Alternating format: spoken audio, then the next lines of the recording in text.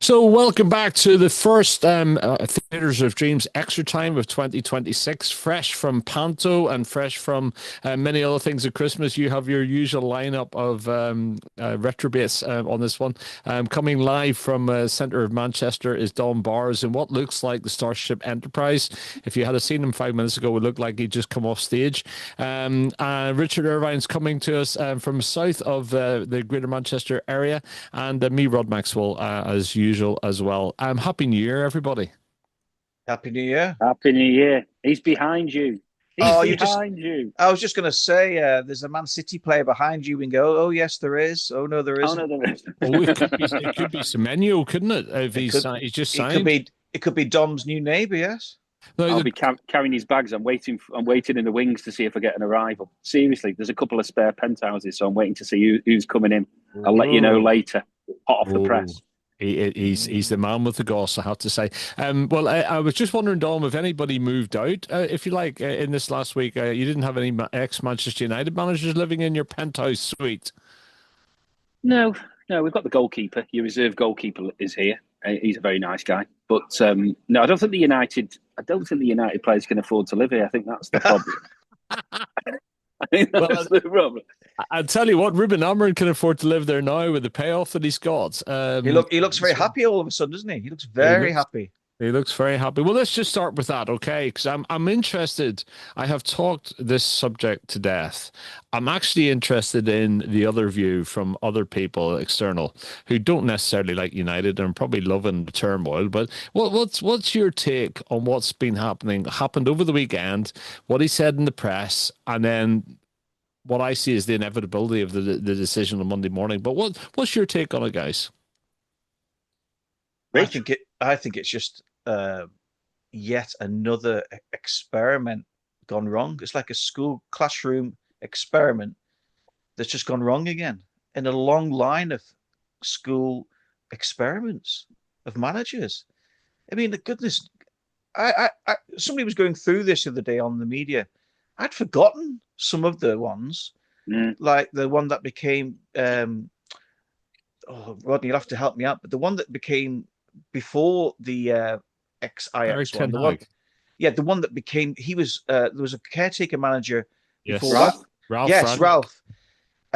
And now they're talking about Ole coming back, and then the Fletcher's, there for the moment, and then you're talking about waiting therefore till the summer, till the World Cup's finished to see who you can poach. But man, what a mess! I think there's been 10 managers stroke interim managers in the 12 years or so since Alex Ferguson left. There's a wonderful graphic which we've used on the show earlier this week of the 10 guys going from Moisey all the way through to Ruben Amorim and including the interims as well. And you sort of think, wow. Actually, before Dom speaks, after the Arsenal Liverpool match last night, they had a really good discussion. It was Sturridge, Neville, and Keane about the situation and who would and what they would do now.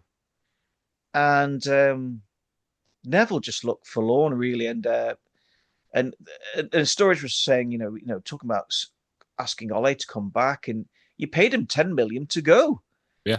and then yeah, Keane surprised me by saying if he could choose anyone, he had a long think about it, and then he said Eddie Howe, and that surprised me. Not convinced he's the right fit, but Keane seemed to think he was. But he's won something. He said he's got. I tell you what, Keane did say, which is interesting. He's got a very calm demeanor. Eddie Howe, not Keane. He said because that was the joke at the moment. But they said that he liked Eddie Howe's calm demeanor and the way his football's pretty good. He's won something, and he's got Newcastle, up towards the right end of the table. Not sure Eddie Howe's would be the choice for myself, but what does Dom think? Oh, I think the original question. I think this is where United are again, without rubbing salt in the wounds, which is none of. I think we're all surprised about the timing, but the concept of Manchester United having a rift with a manager and things happening out the blue is just par for the course. And so, Mm. as a non-United fan, you just you don't even give it. Can I be honest? I don't even give it that much airtime, which is a real sort of damning assessment on it, because that was almost Neville and Keane. He says, I'm actually just getting. Neville said, I'm just actually getting tired of talking about this all the time. I think where they go, the timing seems odd. They backed him. Yeah, he'd done well at a club in Europe, but I would argue that that's no different to your Glasners at Palace and that sort of level of manager, the Bournemouth manager, even the Brentford manager, the Sunderland manager. There's a load of these new breed, all got quite a similar behaviour going on, and they're all doing very well in the Premiership. But they won't give them a go, but they'll give a guy a go from Portugal, who I would argue is the same level, right? So I don't really, then they keep with him, they take the flak, they don't change it, and then they change him out the blue. So again, the timing's odd. I just think, again, and we've said this before, it is such an enormous job for two reasons: the size of the club, fundamentally. That it's got to be somebody that can cope with the level of a Real Madrid. It has to be. It's got to be someone with really wide shoulders. So I automatically go for, of course, there's clearly in hindsight been mistakes. Did Ollie, as much as we took the mickey out of Ollie's at the wheel chance, actually he did all right, didn't he? Right? Yeah. With what he had. And he was doing it in an era of the shadow of the greatest City teams of all time. And some of the greatest teams of all time, right? And he got second or third. And, I'm not saying it was flourishing football like under Fergie, but it was better. Ralph Rangnick knew what he was talking about and didn't get given a chance, and everything he said has come to fruition. So I just think it's either an Ancelotti, because he's the only man I can think about in world football that's done it everywhere, in every country, and has that is that demeanour you're talking about. He is probably, for me, the go-to man. Now, if they don't want to go with that because he's getting older and it's not a long-term manager for 5 to 10 years, but none of them are, then that is the problem, isn't it, Dom? Yeah. Ancelotti's maybe age, because I think in the group discussion I mentioned the other day, he's done it everywhere, and he's gone to the pressure cooker of Real Madrid. He's won. He's done one stuff in England already. So this was what Neville was saying. You should have someone who's already used to the Premier League, and that's why he narrowed it down to Ancelotti and Thomas Tuchel. And he said maybe that's who they're waiting for, one of those two. But strangely, no one mentioned this young Brentford manager that seems to be doing excellent. The Bournemouth manager, the Brighton manager. No one seemed to mention them. So if you're looking for long term, you'd be looking at more of a younger manager, wouldn't you? So can I ask, before we get into potential people to come in, because I definitely would be interested in your view, but do you think that over the weekend that Ruben Amorim architected his own exit by what he said prior to the weekend's game on the Friday press conference and what he said afterwards? Because I look at what he was saying, and I actually fundamentally believe that they had no other option but to get rid of him because of what he said. And he knew that, and he's manufactured his exit.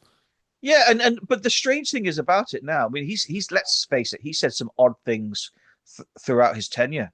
I mean, he could have gone easily last in November. I thought he was teetering then.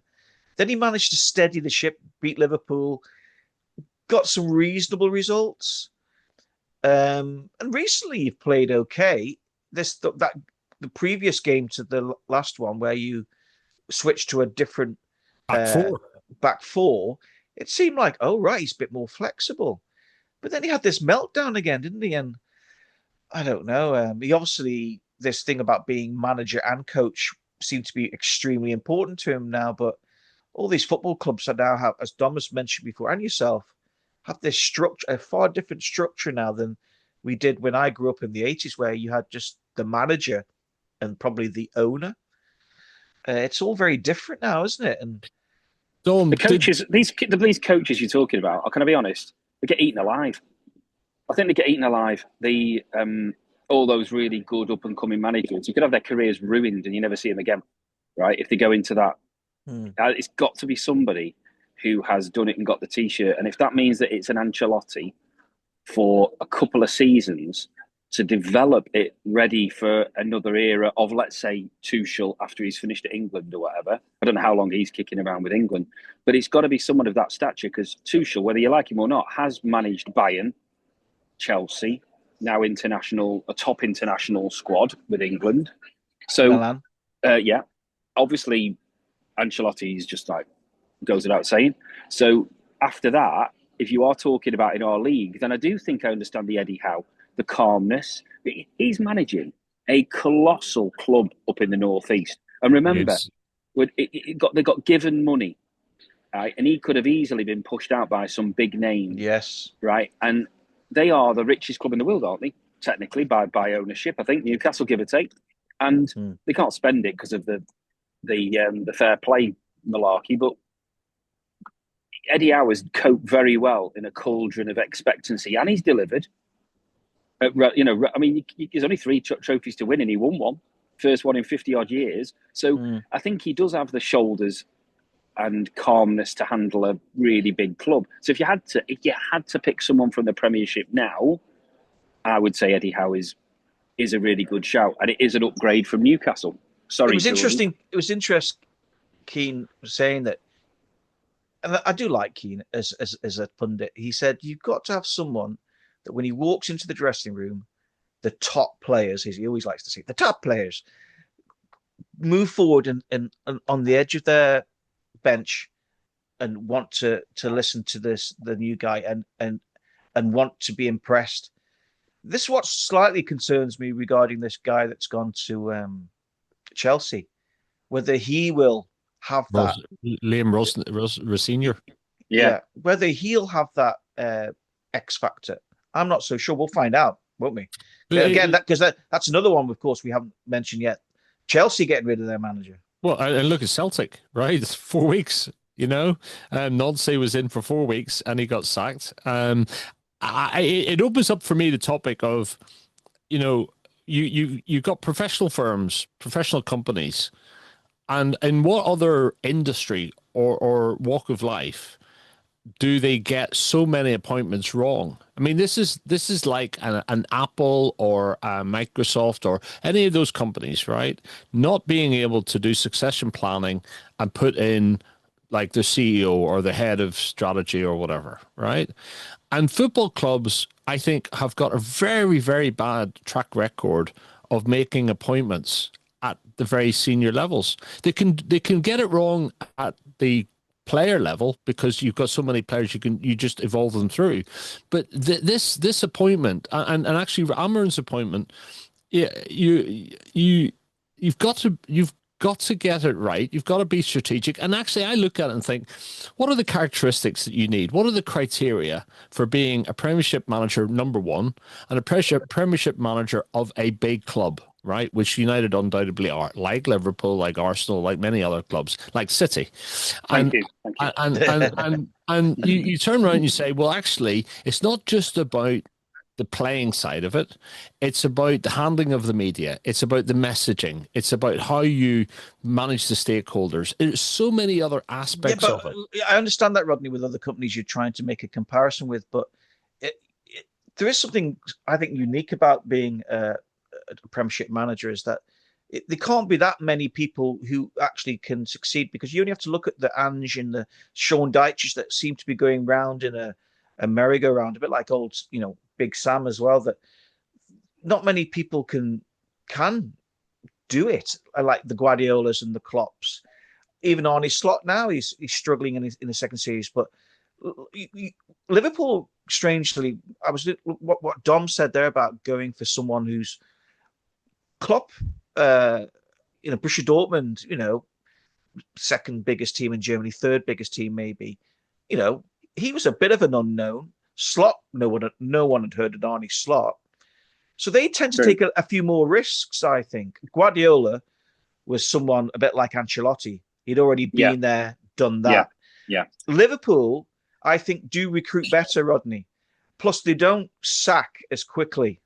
Okay, they've had a few. They've had a few mistakes. Look, you they've got got it wrong badly in the 90s and noughties. Oh yeah, no. Listen, you can understand why they went for Souness. You can understand why they went for Roy Hodgson. It just didn't work out for Roy. But actually, they haven't got it wrong. That Brendan Rodgers, did a similar job to say Eddie Howe's doing. He, I think, won them maybe a trophy, and he also got them to second in the league. You can say should have won him. He should have won him a league. Yeah, so Rodgers got very, very close. In fact, he was looking quite comfortable at Liverpool at one point. I think, I'm not just saying it, but I think we do tend to get that top job a bit better than United. You're in a tricky one at the moment. What frustrates me as a fan of United, of course, is that we're not learning, and we have never learned from Liverpool's experiences in the 90s. I mean, how do you replace a Shankly, etc., right? And you struggled with it massively. And you had numerous different, like the pattern that you had during the 90s and the noughties is very similar to us, where you chose club favorites, fans favorites, etc. And again, you sort of think, well, look, guys, this is what big organizations do all the time. They appoint leaders. What you do is you write the criteria down, and you actually were very clear what the role is. Is the role a coach? Role a coach? And therefore, should the football department, should our head of football or our head of football strategy be stepping up more? Because I think the problem has been that Ruben's had a lot of grey people around him that haven't protected him and didn't help him. And then they've sacked them, and this is why it was very interesting. He used the word, I am the manager at the weekend. He wasn't the manager. He was the coach. He was hired as a coach. But when you're trying to, maybe you've had enough, maybe you look like you'd had enough. I think. And you're trying to, like you say, architect your own, when you've been sacked, you're getting 10 million quid. That's why he looks so happy. He looked as happy as Dom does every time he leaves Bowers Towers every morning. I think he looked. I don't leave. If you look at the photo, if you look at the photographs of him as he exited his nice Cheshire house this week, with his relieved. The weight of the pressure was off his shoulders, and he's got 10 million quid in his pocket. It's extraordinary. But I come back to the fact that as much as this is big news for United, we've never learned from our mistakes, and the industry of football has a really bad track record of doing it. And Nancy up in Celtic is a classic example. I mean, people, in some ways, they're lucky that the United things happened this week, because that should be bigger news than it is. The lad was in for 4 weeks. 4 weeks. Yeah. It's a farce, isn't it? But can I just jump on that one? That bringing in Martin O'Neill, right? We're back to the elder statesman who knows what he's doing. Now, of course, he's not managed for ages, right? But I always felt he left the game too early from a managing point of view. I always thought he was a very good manager. And I always thought it was a shame for football that he didn't carry on and come back more often and do very well in the Premiership. He did great. Wherever he's been, he's never failed, I don't believe. And he'll go and probably win Celtic that title, right? But there's also a thing there. You talk about this recycling of managers. Like, why the new breed? A footballer has let's say a 10-year career, of which they're probably really, really hot for about 5 or 6. And then obviously injuries and age catch up. Management, coaching, whatever you want to call it these days, actually is not the same. And those guys have got a much longer career because they're starting to coach now in their early 30s. That means they can go on for 40 years, right?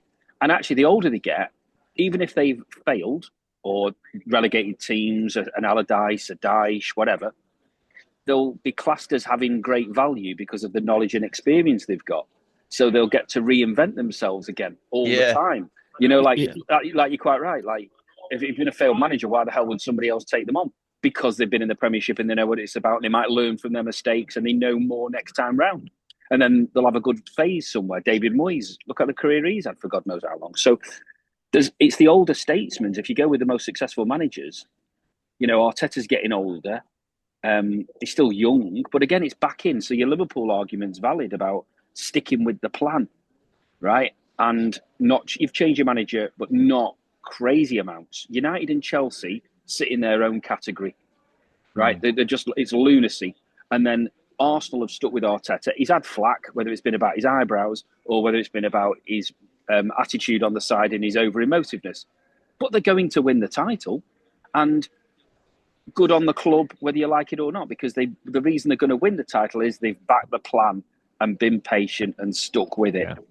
Yeah. And those are the differences. City, we've had a very, very dominant period, but we're not sitting there going pep out, are we? We're not doing that. There'll be some idiots in the crowd, but we're not doing that. It's like, what's the plan? Who is next? Make sure we get it right. It's interesting because they were asking Pep the other day about I'm not terrible with names, but the manager who's just left Chelsea, the fact that he's been sitting, possibly, and he said, "Well, I've got another year contract. I'm on good money. I have no reason to even think about leaving here." And I, with these new signings that City are making at the moment, it's almost as if Pep thinks maybe with these recent couple of draws that they've had, which they should have won, by the way.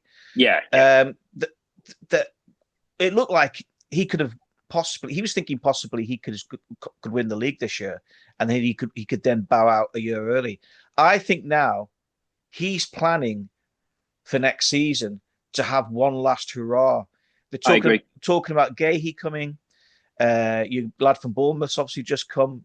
People are already saying again, a player that they maybe don't even need. It's only because of these injuries or Mamouche going to the African nations. Again, are they just buying for the buying sake? But it's Gahey's an interesting one, isn't it? It's Gahey, whoever Gahey goes to, that's going to be a really interesting choice of that player, because obviously City wants him, Arsenal probably, Liverpool, possibly a Real Madrid. The thinking that's going on in that lad's head at the moment must be very, very interesting. He can go where he wants, can't he, within reason? But the issue would be, and this is what you don't know behind the closed doors, I've been banging this drum for a bit, which is, I understand he's running his contract down. We all get that. And the lad wants to probably pick where he wants to go himself, because he seems a very forthright guy. Speaks incredibly well, doesn't he? I mean, to me, he's like, if we didn't have other people, he would be England captain of the future very soon. He's just brilliant on and off the pitch, and there are rare commodity players like that.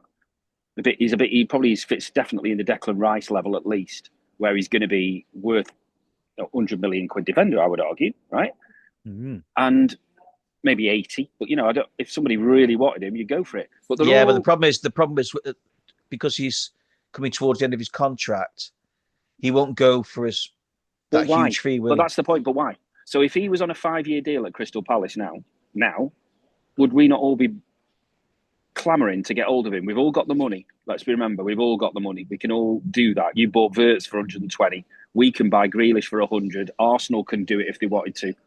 But we've got this psychological thing where maybe it's the accountants and the solicitors going, well, we don't need to pay that. You're going to miss out. If City go knocking at, say, 70 million now. No, but why? If he was on a 5, we're only saying he as a player, is he worth 70 million as a player, not his contract? As a player, he's worth 70 million. So pay. And that's why Palace have reached a bit of a plateau, haven't they? The results have been poor recently. So they're probably thinking, right, we're going to struggle to get into Europe now. So we need to cash in now and get some money for him rather than running down his contract. Because even the manager now is saying, I wouldn't be surprised now if we do sell him in January. He has been linked with so many clubs. It's almost like he's been floated around, passed around like a parcel. But actually, this is an interesting point. Dom or yourself might want to clarify this.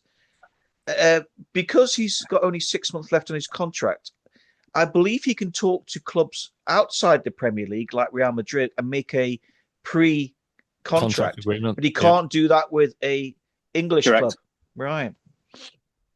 I'd buy him now, Nathan. For us, Liverpool need him, right? So you should be pushing for him. It's going to come down to, is he attracted by the Anfield history, pull, and the fact you're competitive, obviously, but is he going to be sucked into the red mist? Unfortunately, United haven't got enough of an attractive offering for him, so they can forget it. Chelsea is too chaotic, I think. Gay is going to want stability. And so the questions that he would be asking of City, rightly so, is what's the plan? If I'm going to move lock, stock and barrel up from London and all of my life there, because don't forget, that's still a big draw. You'd argue Arsenal, if they didn't have a zillion brilliant defenders, would be the logical one, because he's a London lad and they do tend to trade internally in the city. Yes. To get him to move up here in sunny Manchester changes everything. It's great up here, but it's not London for a lad who's been brought up in London. But if he fancies working under Pep, and Pep goes, look, I'm going to be here for another 18 months. This is a plan. Nathan Ake's on his way in the summer. John Stones will be gone. It's going to be you, Diaz, Vardial, Nico O'Reilly, Kushinov, and it will get better. Then we need that dominance to be able to compete at the top of the table again, because our squad can't cope. So we do need more players. It's not buying for buying's sake. We are thin, which is, look at some of the results we've had. You can see that he's playing the same 11 to 13 players all the time, because he hasn't either got the numbers or he doesn't trust the other players because they're not really quite good enough to compete at the top of the league. It's true. It's not a poor old City. We play with a small squad, and it's a little too small. And you look at the Roman army of Arsenal, they've had a load of injuries. I'm not saying that they've got away with it, but they can handle it because they've got such a great squad. Keane again, Rodney, last night, your mate Keane was saying, when a player going into a club was saying, who else you buying? He was going, who else you buying? Shouldn't matter to a player. It should be, what can I do?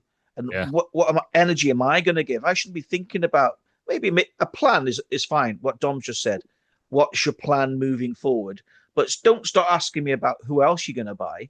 You should only be concentrating on yourself and you keeping yourself in the team. But it is a different era, and I've just been having a dog walk with somebody who I used to work with, and we were talking about the workplace and how different that is as well. And I think football is not any different to the business environment. Is that there is a change in culture, and there's a change where I think a lot of influence and a lot of the weight has been thrown around individuals as opposed to leadership in the club, etc. So I think this is a cultural trait that's going on, and football just happens to be the epitome of it, but not the exclusion of it. If you use Haaland, remember Haaland had like a grading scheme. He talked quite openly about this with his dad when he first come to City. He could have gone anywhere. Gay's not Haaland, but he could go anywhere. Barca would want him, Madrid, Bayern Munich. I mean, he could go anywhere. Right? Yeah. So, I'm sorry, you do look as a player. I would, and go, right, if I'm moving and I'm now, how old do you reckon Gay is? What, mid-20s? This is the time for me to win some trophy and get legendary status wherever I go and leave my career as a big winner. I want to go somewhere where there is, he wants to know that Pep's not leaving it in tatters. He wants to know that Slot's not going to get sacked next Wednesday. He want to know. He nearly came to Liverpool. They made a video for it and everything. So he must have chosen. No, they did. They did. It was only the manager at the last second pulled the plug. So he must have wanted to go to Liverpool. So I want to know what's changed in his mind. If he doesn't go to Liverpool, what's changed his mind? Because maybe the video was an episode of Brookside. Yeah, but a few weeks ago I was saying, "Oh God, we need Gate." But actually, watching Liverpool last night defensively, Konate seems to have pulled his socks up. Van Dijk seems to have sharpened his tools again. Solid. They were really solid last night defensively. Konate is looking the player he was last season again. So Gay might be thinking, if I come in January, am I going to get into the... Well, let's talk about the results since the turn of the year, because I had to say both your clubs have been slightly draw experts, actually. You started the new year, Richard, with a draw against Leeds, a scoreless draw against Leeds, and then you followed that up with a 2-2 draw at Fulham, and then last night was a 0-0. And I guess the question it leaves me with is anybody able to catch Arsenal, or is it now Arsenal have managed to get through that January window or Christmas period, and it's really about their momentum to the end of the season? Because City, again, what was it last night? Midweek was 1-1 against Brighton, Dom. Haaland had 1-1 against Chelsea. You know, Haaland had an absolutely gilt-edged chance to make it 2-1. I couldn't believe he missed that. So it's interesting. Your results for both your teams since January have basically been the draw experts. Really, it's nobody's this unbeaten run that we've got now, 10 games. Doesn't mean anything with draws, and Richard. it doesn't, because you're losing 2 points each time. It's massive. Yeah. So, like, I think City have drawn 3 recently. That's 6 points they've lost to Arsenal. Were teetering, weren't they? Yeah. 2 points it was down to. And I actually thought City, they're coming back into it. I thought they would wind them in. I thought the pressure of City being up their backside would, but I honestly, I've said this in numerous things. I think Arsenal, having weathered through the December window, I think their squad's stronger this season compared to last season. Arteta has learned from it. I actually think it's going to be very hard for anybody to catch them between now and the end of the season. And you know what? That's without the striker. Remind me. Gokres. Yeah, he hasn't even made an impression yet. No, he hasn't. He hasn't at all. But this is a functional. I call it a Roman army when I'm talking off with my friends and stuff. It's an incredible back five with an incredible substitutional base behind it. They lost Saliba and Gabriel, like we've lost ours, right?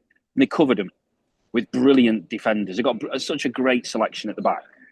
But then I think, can I be really honest? I'm not being salty. This isn't the greatest Premiership title-winning team when Arsenal win it. Let's not get carried away. Some people are saying they'll win this and then they'll win it for years. That is nonsense. They will win it. They will win it because everyone else is in transition. And they have the best, most stable squad. But I really rate Declan Rice. I think he's absolutely brilliant. I think Odegaard is a proper baller. And I think Saka's a proper baller. Right? I'm not going to criticise top players. Yep. After that, I'm sorry, it's bang on average. Don't give me Zubimendi is brilliant. He ain't no Gundo, right? He's just in a brilliant jigsaw puzzle machine, right? Rico Lewis could sit in there right now and look like Zubimendi. Sorry, it's just okay, right? But he's got such an incredible framework. Whereas City, funnily enough, we're talking about, City squad can't cope. We've lost the defenders with injuries. What a mess. Actually, it's not a defensive problem, is it? The 3 games that we're talking about that we've drawn, we should have won them all. Rich said it not so long ago. We should have won them all. We were not ruthless. And Haaland and Phil Foden particularly have been right off it. And that's not a criticism. They're shattered.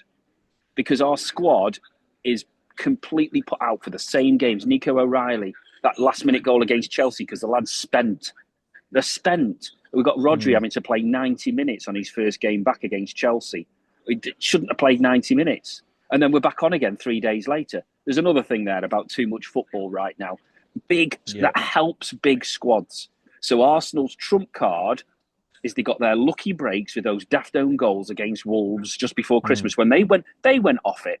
This is marginal differences. They were terrible. Right? I don't think they're fluid at all. Bar smashing somebody with 5 goals not so long ago, I can't remember who it was. It's not champagne football. They beat Wolves with 2 own goals. Last night Liverpool had no proper striker. Last night, Ekitike, Isak. They had Wirtz kind of just a lightweight Kenny Dalglish up front that never really. He was okay, but they were there for the taking. I thought they were there for the taking last night, and I didn't see the game. But was it a good match? If you're objectively, when you're talking about top of the table type stuff, was it a good game? Well, I only enjoyed it because I thought we were going to lose, and for the first 20 minutes, I thought, "Oh, it's coming, it's coming," and then we hit the crossbar just before. Connor Bradley, sadly, that's another thing I want to mention later. Hit the crossbar. Oh goodness me! Liverpool could have taken the lead. It was very. But the second half, Rodney. Sorry, Liverpool played with braveness, possession. They kept the ball, and actually, I appreciated watching the match because I thought Arsenal. It was as if Liverpool were playing at home. Strange game, really. Arsenal just didn't seem to want to lose the game.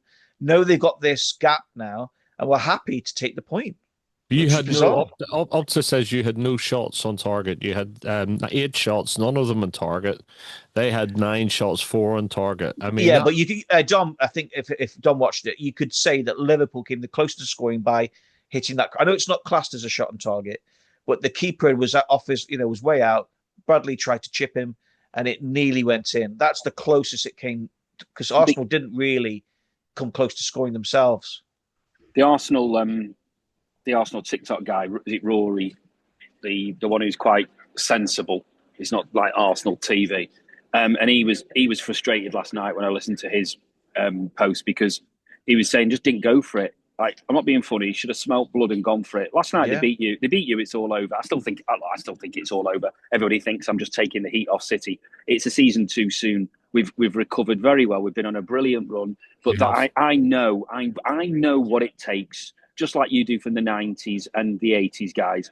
You know what it takes to win a title. It's not being, pompous. I know that City squad is not ready to win a title. So, are we making a mistake, guys? Are we making a mistake and giving Villa a disservice by not mentioning them today on this program? Because they're sitting in third. They're sitting in third, defensively good, scoring goals. Yeah, you're right. You're right. Are they the black sheep of this, or the red herring, or whatever you want to call it? I don't. No, I think Arsenal are going to win it. I mean, I think Villa could get second because City will stutter. We can add these players, but they've not had any pre-season. They don't know how we play. I mean, you're hoping that Semenyo, just because he's a good player, is going to rock up and score half a dozen goals. It doesn't work like that, does it? So we'll see what happens. I'm already going right. Okay, get Rodri fit till summer. Bernie will have to go in the summer, unfortunately. Who can I just say is getting flack off City fans at the moment? That is absolutely ridiculous. Is this Bernardo Silva? Honestly. Lack of ball knowledge in the crowd. You tell me. I tell you, we're spoiled brats in the crowd. They're doing my head in at home at the moment. I know it's not great when you're not winning and it's cold and we're all walking over there on a freezing Wednesday night in January, fed up with ourselves. But dear me, some of the spoilt, entitled comments. Surely you're sitting on heated seats. Surely, of course I am, with a blanket. But it's you're just listening to nonsense. Like Bernardo Silva will go, but they're saying that he's spent and he looks terrible. I mean, what game are they watching? But it's because it's just not all happening. We have been blunt up front. We've scored 1 goal from open play in them 3 games. And Haaland, you can't criticise him. He scored his 150th City goal already. Unbelievable. He's got how many goals this season? He carried us until the end of November, didn't he? He carried us as a one-man machine. Do you know what? He's gone off the boil. So it happens, but we can't bring Mamouche in. We can't bring anybody else in because we don't have the squad. And we'd miss some cities. You're quite right. And Dom, this is all before we go to the FIFA World Cup this year. And there's too much football. I think you're right. And what are these players going to be like come September, October, November next year when they won't have had a break at all?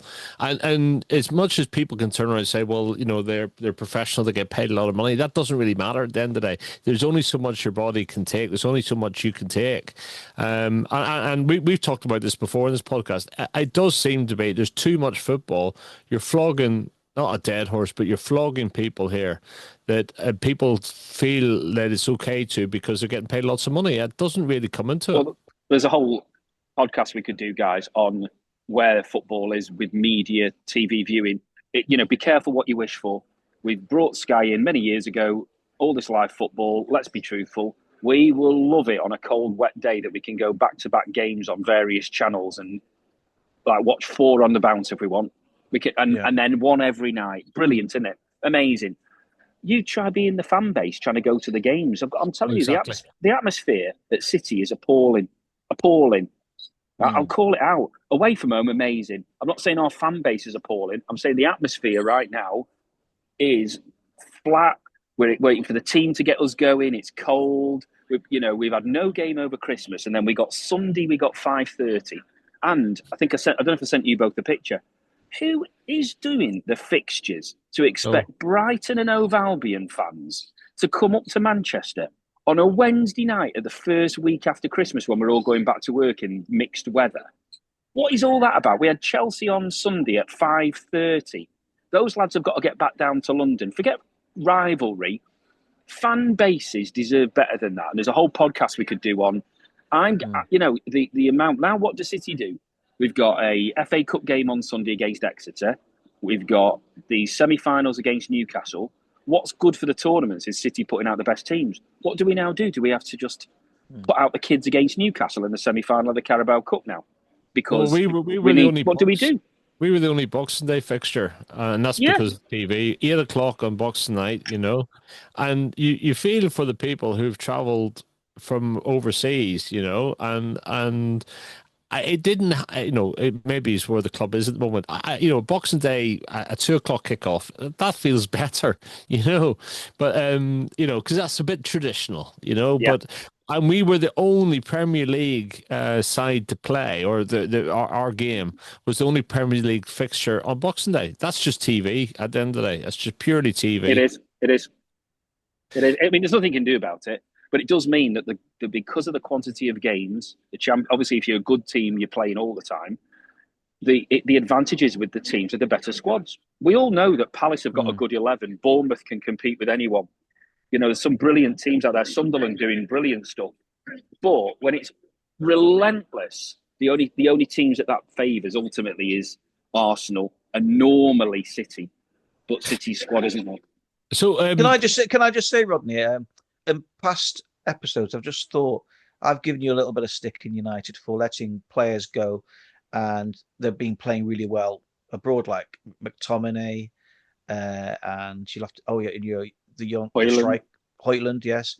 I have to say, I've been picking up in the last few weeks what a great player Harry Wilson is for Fulham at the moment, isn't he? A player that we haven't mentioned on this podcast, I don't think.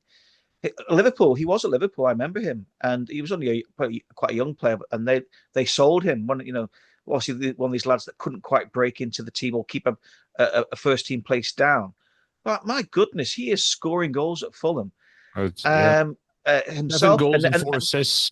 His 7 goals and 4 assists in the Premier League since the beginning of November. Yeah, and they're all great goals. And also this Brazilian, again, my name's terrible. At Brentford. Where do recruitment-wise, Brentford recruit all these amazing players?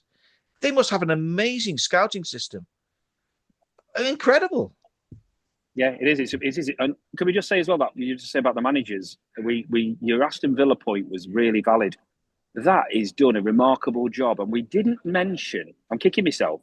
Why have we not mentioned Unai Emery as a potential Manchester United manager? Because I'll tell you what, I'd argue, pound for pound, he's manager of the season right now. No doubt. But I think, would he move from Villa to us? Because you could argue actually Villa is a more stable club than United is. Yeah, I think a lot of people think he's a good guy, and a lot of people outside Man United wouldn't wish it on him because he looks like he's doing he was at Seville, wasn't he? And Seville obviously aren't huge Spanish teams, but he seems to be quite happy staying at that. I'd say, Villa are a similar team to Seville, as in stature in the league. But he seems to be happy being entrusted, and he's also got a good relationship with the Villa hierarchy. They probably back him and say, listen, don't think your job's under pressure. You're doing an amazing job. And he probably just thinks, I'd rather have that than the United chaos any day.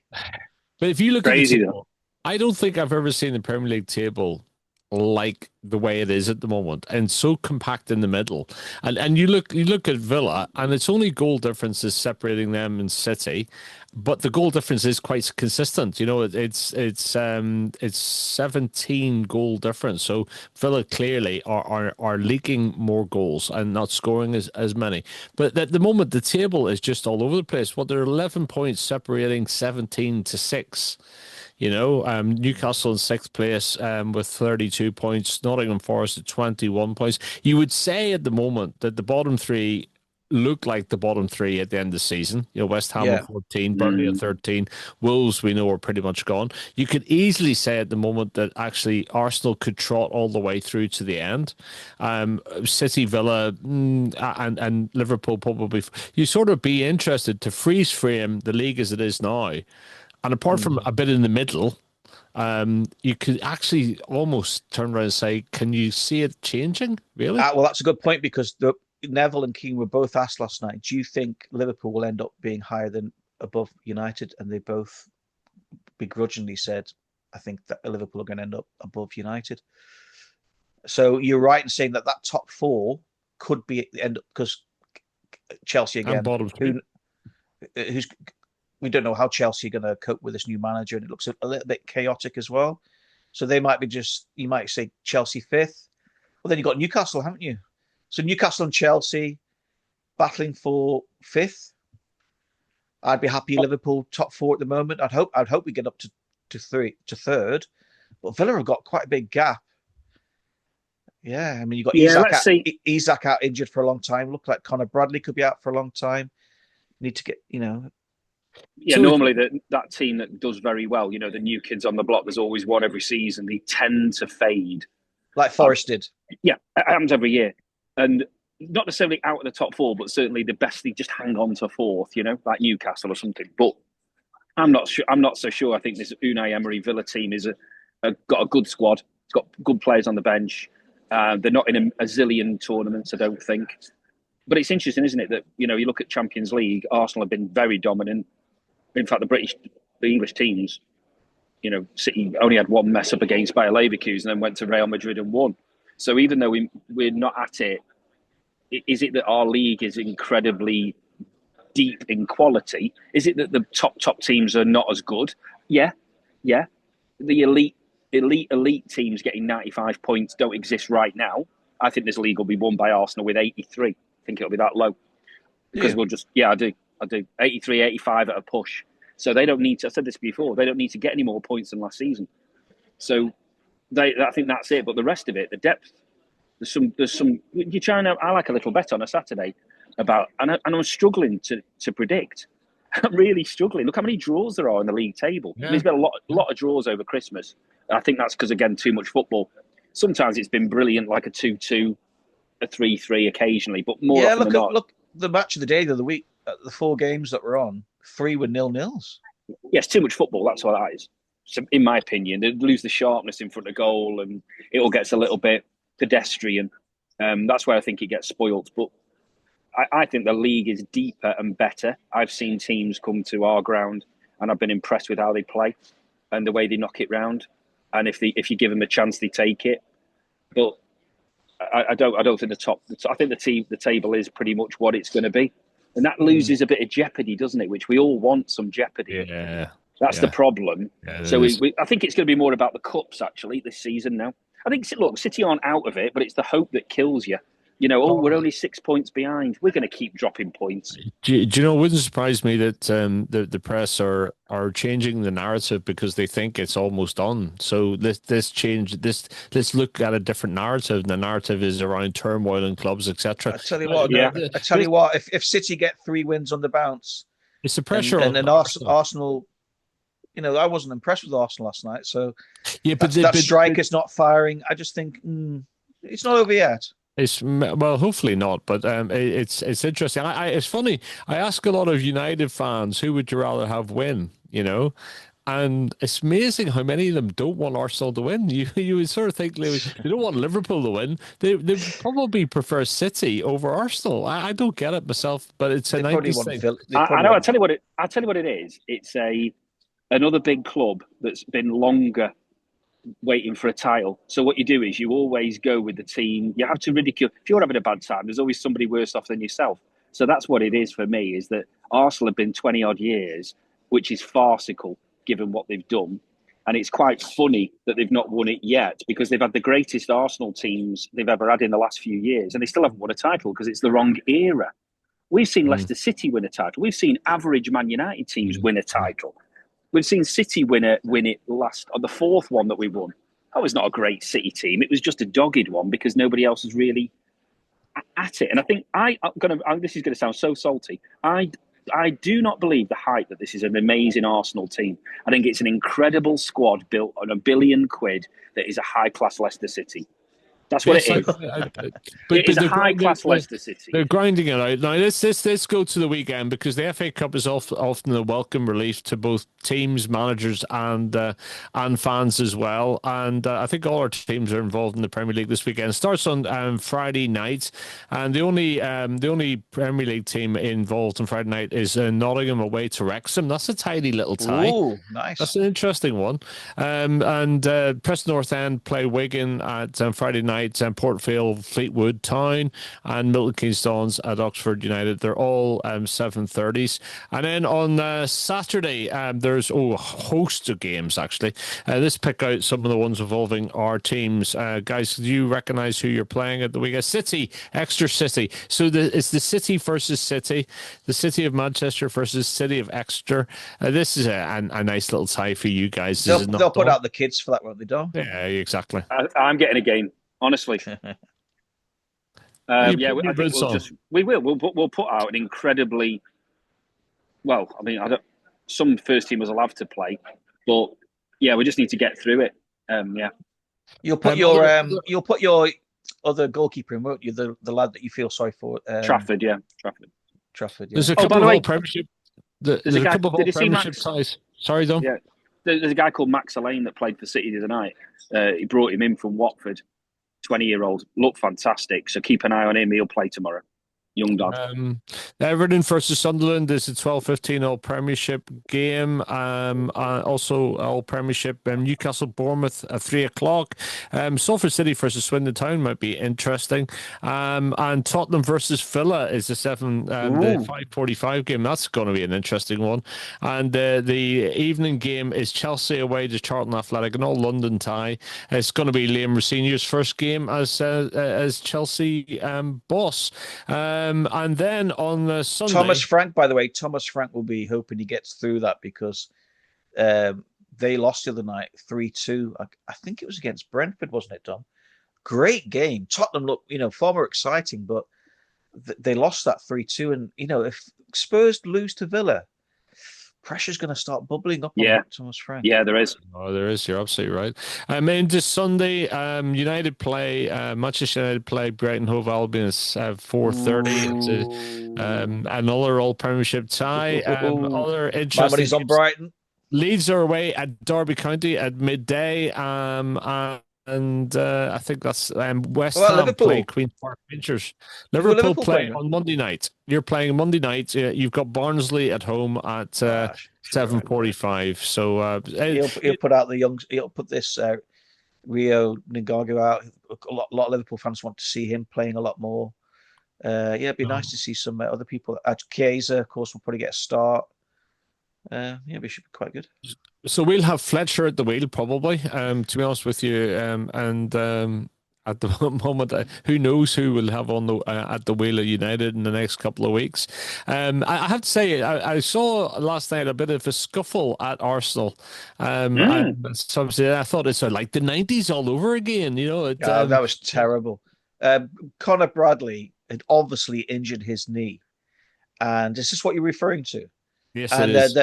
Martinelli tried to, first of all, he chucked the ball at him. Then he was kneeing him in the back to try and push him out. And then he physically tried to push him out. And the lad was obviously injured. He obviously thought he was trying to time waste. But Arne Slot said after this, anyone who knows Conor Bradley, and all these players know each other, it obviously hurt his knee. He's obviously hurt his knee quite badly. And then to try and push somebody off the pitch when they got a knee injury, I thought was shocking. It's really, really bad. Right, I'm going to finish off because. Sorry, Dom, go ahead. No, I was going to say, Slot just on that as well said that he made a really valid point, which is the amount of time wasting. And he was backing Martinelli, going, he doesn't think Martinelli's a bad lad, though it did look terrible on the camera. That actually there is a real frustration, and we all see it with our clubs, that the feigning of injury and time wasting is a really common thing. You're quite right, Bradley. He did clearly hurt himself, but Slot made a really fair judgment, which is this is happening way too much, and he was giving Martinelli a little bit of leeway going, it is happening. It is happening. Our teams do it. Your teams do it. Everyone's at it. They've got to find a way of getting that out of the game, because it's just the dark arts that we don't need. Yeah, especially keepers. We've talked about this because keepers know they don't have to go off. Yeah. Anyway, by the way, Rodney, before we finish, we didn't on. actually ask you. Me or Dom didn't ask you. Like they asked Keane last night, they put him on the spot. But who would you like to be the next manager of Manchester United? Yeah, great question. I've been thinking about this, and it's not so much about the individual person, but it's more for me about the criteria. Because I look at this, and maybe I'm just too I'm like too corporate, if you like, but I think when you're recruiting anybody, you have a list of criteria of what you think you need, right? And you define the role first of all. So the first thing you got to ask yourself is, are we recruiting for a manager, or are we recruiting for a coach? And there's a big difference between the two, and therefore, who is that person going to be working for, and what terms are they going to be working under? Are they going to be given players? Are they going to have any say in transfers, et cetera, et cetera? So all that has to be sorted out. And then I think when it comes down to the criteria, I think what we were missing, and I'm disappointed that Ruben Amorim didn't get more support, and although he may not have accepted it, is if you're going to be a manager, you also have to be able to manage the press. You have to be able to manage your messages. And as much as that might sound very flauncy and flowery and whatever, all the good managers, in my view, have been able to manage the press really well. That's a good point. Let me just in quickly, because they mentioned last night, I think Neville mentioned, says, you haven't got to start mentioning pundits in your press conferences as if you've been irked by a pundit. Ancelotti's wouldn't be mentioning me in a. He says you've got to be rise above all of that. Exactly. I'm just a pundit. You can't have managers getting really knocked by pundits. You've got to be. So anyway, go on. Who's the man? I don't know the individual. I know, to be honest with Richard, I don't know. And the problem we've got is in a World Cup year, and if you're going to be looking for capable coaches or capable managers, some of them will be in the World Cup, possibly. So maybe Ancelotti. To be honest, the problem I got with Ancelotti, I think he would be great for a couple of years and probably keep things more stable than they've been. But do you look for something beyond that? I really don't know, Richard. I really don't know. I'm more in the opinion that actually you first of all got to decide: is it a manager or a coach? If it's a coach, then you got to make sure that the people at the top are looking after them. And I think there's an element to which Ruben Amorim didn't have a great relationship with Jason Wilcox. There was a lot of challenge there. Didn't have a great, So I don't really know. But who is this? Who is this Jason Wilcox? Well, he used to play for Blackburn. Yeah, but who is he now? What's his role?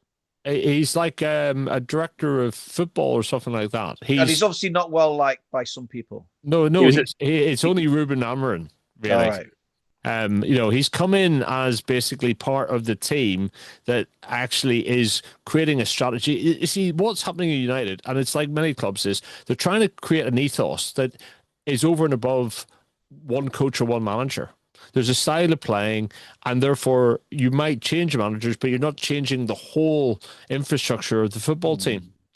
And we're going through that, and I actually think we didn't get that right under Amorim, and therefore it hasn't bedded in properly. And I think they've got to take some responsibility. Right, let's go back to briefly. I think trying to make football too complicated sometimes. You've got to remember that these lads playing in a football team, even if they're the top stars, most of them aren't the sharpest tool in the box. No. It comes down to, and this apparently going back to Celtic, apparently the coach there, Martin O'Neill's right-hand man, is the main man when it comes to coaching. Martin O'Neill probably just says those calm words in the dressing room, and he manages to get people, like Keane says, leaning forward, the stars. Just a few quiet, calm words, but saying the right things. All this complicated structures. Footballers, I think, are quite simple people, really, at the end of the day. They're good with their feet. Some of them are better with their heads. But at the end of the day, They just want to be motivated. And therein lies the challenge, right? Which is if you've got somebody who's you don't think has done it at the top level, right? Either as a manager or a player.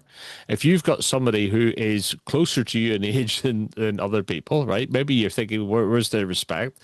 And then you've got the issue of potentially communication. Is it when it comes to being a manager or a head coach, actually fundamentally it's about the ability to motivate, the ability to have relationships, the Yeah. ability to handle that side of it more than the technical side of Well, football. let's put this back to Dom. Right, Dom, is in that kind of business world. If staff know there's huge amounts of structural management above the people actually working on the floor, I think that's a bit like, I bet they think, oh God, loads of people are getting paid, all that, Whereas do they see Dom coming in, and talking to them and motivating them, I think they'll want to perform better than knowing that there's huge management structures above them, complicating matters. They want to see, they know that Dom's the kind of puppet master, but I bet they want Dom to say those words and come and see them and inspire them and motivate them. I personally think all this complicated structure, players that just aren't interested. They want someone like Fergie, someone like Klopp to come in and go, let's go and beat these guys. You know what I mean? Pep's the main man. I think he probably calls himself a coach. I don't know, but he isn't. He's a manager, isn't he? He'll be picking his. Don't think for 1 minute he's not picking his own players. He'll have a say in everything, but he has a good number two normally, and that's been Maresca, Arteta before. This makes his own managers. We've now got the Liverpool guy who I think is he's changing the style of play. So they obviously have a way in it. But United's complication is they're trying to build a hierarchy above it that just is not. It's not flat structures is what you're talking about there. And you look at Jason Wilcox and you think about his career. He won a title with Blackburn Rovers and he was a decent Premiership winger. And then he's ended up coming through the academy at City as the academy director. Then ended up leaving City and going to Southampton to be a director of football, and then going from there to United as a director of football. Now, I can only assume they've done it because they felt that he wanted to take him with all of the City experience. But is it working? It doesn't look like it yet, does it? Laurie Whitlow did a piece in The Athletic about Jason Wilcox, and actually it's worth reading. But I'm going to leave it with this, right? Because I think we've often said who would be a football manager. And there was an interesting stat in The Athletic. I think I read it this morning or yesterday. And it says of the 96 managers or head coaches in charge of teams across Europe's top 5 leagues, only 12, and that's 5 in England, 4 in Spain, 2 in France, and 1 in Germany, none in Italy, have been in situ for more than 3 years. More than 3 years, right?